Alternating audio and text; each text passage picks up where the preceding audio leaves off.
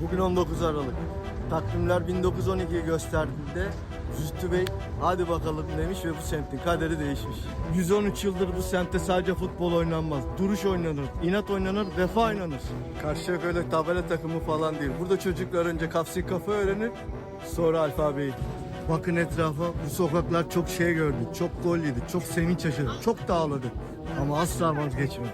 Bu heykel öyle sıradan bir heykel değil. Maçtan çıkıp dağılmayanların, seneye kesin çıkarız diyenlerin, yenilsek de omuz omuza yürüyenlerin heykeli.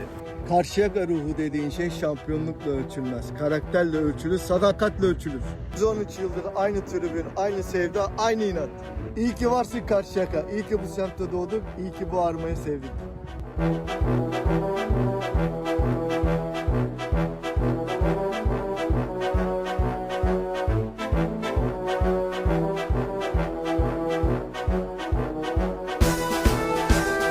Yıl 1912, memlekette savaş günleri, baş kaldırdı, boyun eğmedi, Karşıyaka'nın